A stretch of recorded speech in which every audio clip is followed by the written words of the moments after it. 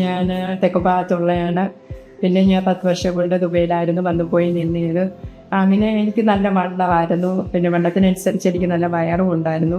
പക്ഷേ ഏപ്രിൽ മാസമായപ്പോൾ എൻ്റെ വയറങ്ങ് പിന്നെ വണ്ണം കുറഞ്ഞു. പക്ഷേ എൻ്റെ വയറ് കുറയുന്നില്ല.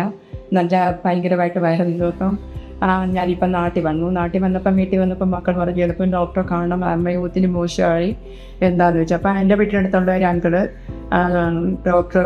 ഡോക്ടർ തെക്കമ്പത്തുകാരനാണ്, ബൈജു എന്ന് പറഞ്ഞ ഡോക്ടറാണ്, ഞങ്ങളുടെ നാട്ടുകാരനാണ്. അപ്പോൾ പറഞ്ഞു ഡോക്ടറെ പോയി കാണും, ഡോക്ടർ മിടുക്കനാണെന്ന് പറഞ്ഞു. അങ്ങനെ ഞാൻ ഇവിടെ വന്നു, വ്യാഴാഴ്ച വന്നു, ഡോക്ടറെ കണ്ടു. ഡോക്ടർ എക്സ്റേയും ബ്ലഡും എല്ലാം ടെസ്റ്റ് ചെയ്തു പറഞ്ഞു വരാൻ പറഞ്ഞു. പിന്നെ ശനിയാഴ്ച വന്ന് നോക്കിയപ്പം എക്സ്റേക്കകത്ത് എൻ്റെ വയറ്റിനകത്ത് നല്ലൊരു വലിയൊരു ബോളിൻ്റെ അത്രയുള്ള വലിയൊരു മുഴയാണ്.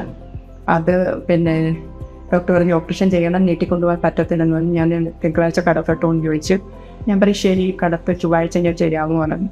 അങ്ങനെ ഡോക്ടർ നല്ല മിടുക്കനാണ്.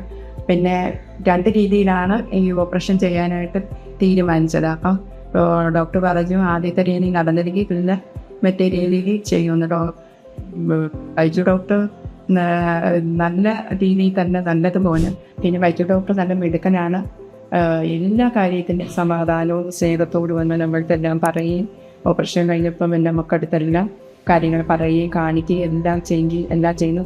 ഒത്തിരി നന്ദി. അവർക്ക് ഒരു ഹ്യൂജ് അബ്ഡോമിനൽ പെൽവിക് സിസ്റ്റ് ആയിരുന്നു. അതായത് വയറിന്റെ ഈ വയറും നെഞ്ചുമായിട്ട് വേർതിരിക്കുമ്പോൾ ഡയഫ്രം തളയും.